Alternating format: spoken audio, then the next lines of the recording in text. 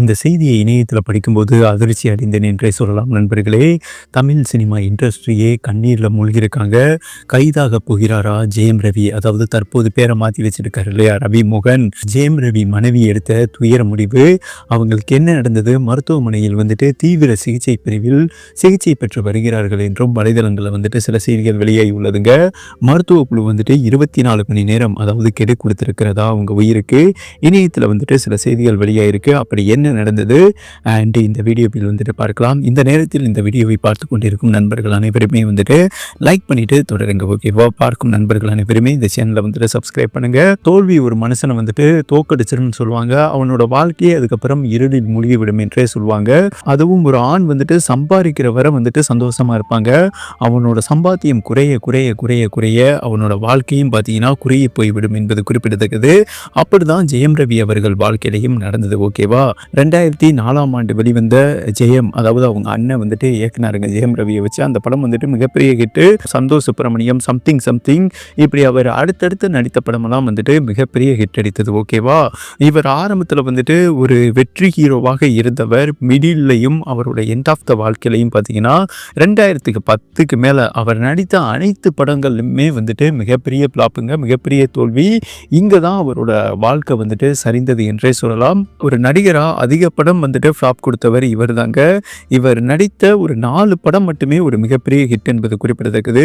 அதுக்கப்புறம் இவர் நடித்த பிரதர்லேருந்து, அகிலன்லேருந்து, சைரன்லேருந்து, ஆதிபகவான்லேருந்து, சகலகலா வல்லவன், இதய திருடன், தாசு, மலை, இப்படி சொல்லிக்கிட்டே போகலாம். இவர் நடித்த எல்லா படமே, சமீபத்தில் நடித்த படம் கூட 2025 வரை கடுமையான தோல்வியை சந்திச்சதுங்க. இவருக்கு மிகப்பெரிய சப்போர்ட்டாக இருந்தது, அதாவது மிகப்பெரிய வில் பேலன்ஸாக இருந்தது இவங்க மனைவி குடும்பம் தான், ஜெயம் ரவி மனைவி குடும்பம் தாங்க.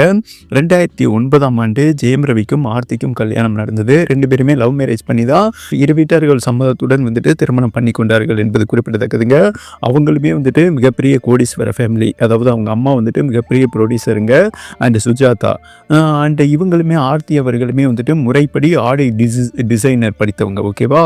அவங்க வாழ்க்கை ஒரு 20 ஆண்டு காலம் சிறப்பாக இருந்தது. இவங்களுக்கு ஒரு 2 பசங்க வேற இருக்காங்க, தோளுக்கு வளர்ந்துட்டாங்க.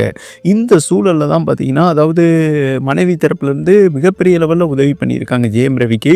சமீபத்தில் ஜெயம் ரவி நடித்த ஒரு 6-7 படங்களுக்கு தயாரிப்பாளராக இருந்தது ஆர்த்தியோட அம்மா தான். ஓகேவா? அங்கே தான் இவங்களுக்கு மிகப்பெரிய மனக்கசப்பு ஏற்பட்டதுன்னு இணையத்தில் ஒரு டாக் போச்சுங்க. ஆனால் அது ஒரு உண்மையான ரீசன் கிடையாது. இவர் தோல்வியில் இருக்கும்போது ரொம்ப ஆறுதலாக இருந்தவங்க, அதாவது மனைவி என்ன சொல்லியிருந்தாங்க, தொடர்ந்து நடிங்க நடிங்க நடிங்க நடிங்க, நாங்கள் பார்த்துக்கிறோம் அப்படின்னு ப்ரெஷர் போட்டிருக்காங்க. அந்த ப்ரெஷர்லேயே இவர் நடித்து ஏகப்பட்ட படங்கள் தோத்துருச்சுன்னு வைங்களேன். இவரோட சினிமா கரியரும் டவுன் ஆக, அந்த சூழலில் தான் நண்பர்களோட கோவா ட்ரிப் போயிருக்காருங்க. அங்கே தான் பார்த்தீங்கன்னா ஹெனிசாவை பார்த்துருக்காரு. ஓகேவா? ஹெனிசா இந்த ரொம்ப டிப்ரெஷன் ஆனவங்களை என்னங்க சொல்கிறது, நல்ல ஒரு ஆலோசனை கொடுத்து, அட்வைஸ் கொடுத்து, ஆதரவாக பேசி, தொடு சிகிச்சை வல்லுநராக இருந்திருக்காங்க. சேம் டைம் பார்த்தீங்கன்னா இவங்க ஒரு மிகப்பெரிய பாடகர், பிரான்ஸ் நாட்டை சேர்ந்தவர்கள் என்பது குறிப்பிடத்தக்கது. இப்படி யதார்த்தமாக இவங்க 2 பேரும் பார்த்தீங்கன்னா கோவாவில் சந்திச்சிருக்காங்க. அப்போ அதாவது ஹெனிசாவுக்கு ஜெயம் ரவி மேலே காதல் ஏற்பட்டுருச்சு. அதில் இருந்தே அதாவது ஆர்த்தி கூட இவங்களை நெருங்கவே விடுறதில்ல, ஜெயம் ரவியை நெருங்கவே விடுறதில்ல. என்ன நம்ம கணவர் வீட்டுக்கே வர மாட்டாரு, நம்மளோட ஃபோன்லேயே பேச மாட்டாருன்னு சொல்லிட்டு அவர் எங்கெங்கே போகிறாருன்னு அவர் பின்னாடி ஆளை அனுப்புனாங்க. இது ஜெயம் ரவிக்கு சுத்தமாக பிடிக்கவே இல்லை. அப்போ நீ சந்தேகப்படுறியா அப்படின்னு ஆர்த்திக்கிட்ட கேட்கும்போது, நீங்கள் வீட்டுக்கே வர்றதில்ல, அதனால தான் உங்களோட நாங்கள் ஆளுகளை அனுப்புகிறோம் அப்படின்னு சொன்னவனை ஸ்பை மாதிரி அனுப்பியிருக்காங்க. அதுக்கப்புறம் உண்மை தெரிஞ்சிருச்சு, ஹெனிசாவோட தான் இவர் நெருக்கமாக பழகி சுற்றிக்கிட்டு இருந்திருக்காரு.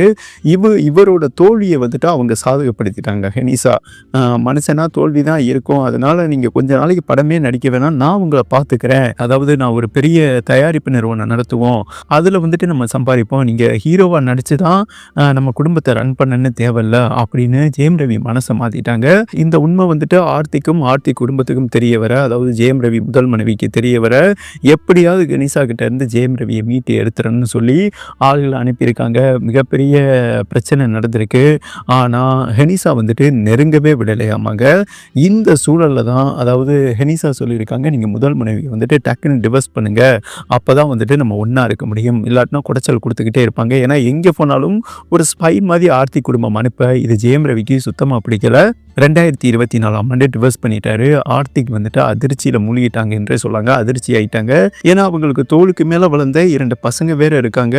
இந்த சூழலில் தன்னோட கணவர் வந்துட்டு இப்படி ஒரு முடிவை எடுத்துட்டாரு. ரொம்ப டிப்ரெஷன் ஆகிட்டாங்க. நல்ல பொண்ணுங்க, உண்மையிலேயே வந்துட்டு ஒரு மகாலட்சுமி அந்த மாதிரி தான் சொல்லணும். ஓகேவா? ஜெயம் ரவினா உயிரே விடுவாங்க. ஜெயம் ரவியும் அப்படி தான் இருந்தவர். அதாவது தன்னோட மனைவி கர்ப்பமாக இருக்கும்போது வாமிட் எடுப்பாங்களாமா, அதை 2 கையில் வந்துட்டு தாங்கி பிடிப்பாராமாங்க.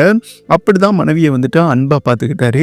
இடையில அந்த 3வது மனுஷி ஒருத்தவங்க வந்தவுடனே தன்னோட மனைவியை மறந்துட்டாரு. சேம் டைம் பார்த்தீங்கன்னா தோல்வி எப்போ அந்த மனுஷனை தட்டி கொடுக்காம ஆர்த்தி என்ன பண்ணிட்டாங்கன்னா, நாங்கள் பார்த்துக்கிறோம், நடிச்சுக்கிட்டே இருங்க, அடுத்தடுத்த படம் வந்துட்டு நடிச்சுக்கிட்டே இருங்க, ஏதாவது ஒரு படம் ஹிட்டான்னு சொல்லிட்டு நெருக்கடி கொடுக்க எல்லாமே தோல்வியாக மண்டை குழம்பிட்டாருங்க. ட்ரக்குக்கெல்லாம் அடிக்ட் ஆகிட்டாரு. ஓகேவா? ட்ரக்குக்கெல்லாம் அடிக்ட் ஆகி உடம்பு ஊதி ரோட்லலாம் வந்துட்டு விழுந்து கிடந்திருக்காரு. அப்போ தான் பார்த்தீங்கன்னா ஹெனிசா வந்துட்டு ஆதரவாக பேசி ஜெயம் ரவிக்கு வந்துட்டு ஒரு நல்ல ஆலோசனை கொடுத்து, நீங்கள் இப்போதைக்கு படமெல்லாம் நடிக்க வேணாம், நீங்கள் கொஞ்ச நாள் ஃப்ரீயாக இருங்க, நான் உங்களை பார்த்துக்கிறேன்னு சொன்னோன்னு தான் அந்த காதல் வலையில் வந்துட்டு விழுந்துட்டாரு. ஆர்த்தி எப்படியாவது அதாவது நம்ம கணவரை வந்துட்டு மீட்டு கொண்டு வந்துடணும் கெனிசா கிட்ட இருந்து அப்படின்னு முயற்சி பண்ணியிருக்காங்க. ஆனால் கெனிசா வந்துட்டு நெருங்கவே விடலைங்க.